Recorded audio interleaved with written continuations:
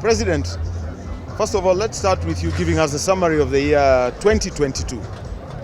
Well, 2022 was a great year for us in motorsports because we were able to hold the second round of the World Rally Championship. You are aware that we started in 2021 and it was a very big success. In the local scene, we had a great time with all the disciplines. I know the competitors were suffering because the economy of the country was just recovering from COVID-19, but you've seen that towards the end of the year, everybody was able to come back and the competition was very stiff. And of special mention is the fact that out of the 4 trophies available to be won in Africa, Kenya won 3 out of 4. All right. And in one of them we came second.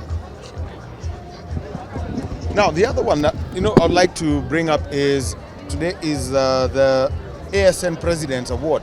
I know this has existed, but this time round we saw different people getting the awards. Maybe you could give us a background of that.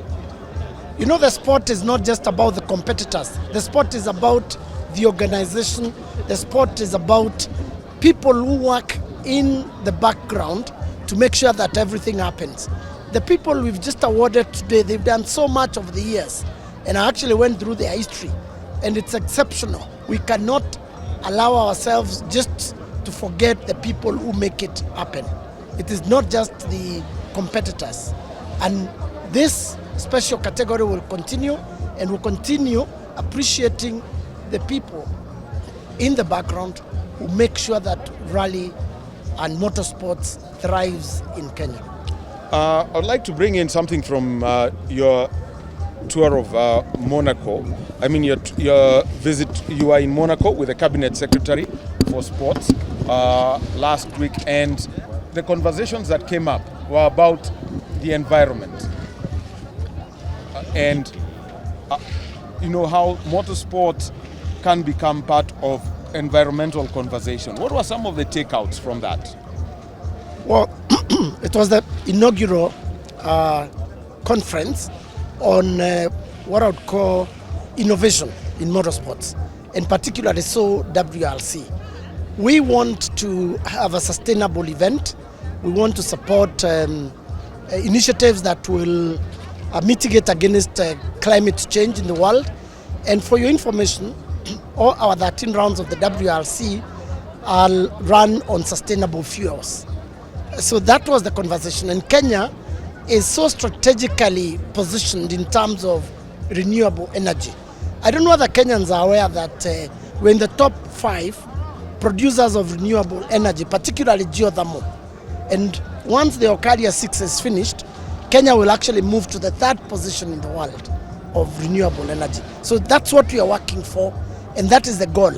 It is also good to add that the Safari Rally has attained 3-star environmental ratings, and there are only 5 rallies, which means there are only 4 other rallies who have attained this level of commitment to the environment.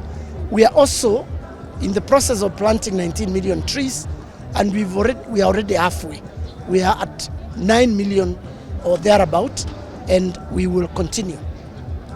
Coming to 2023, and this is something that came up, it's that there is a revamp wanted for the Kenya National Rally Championship, which means that there is expanded more classes that have come up.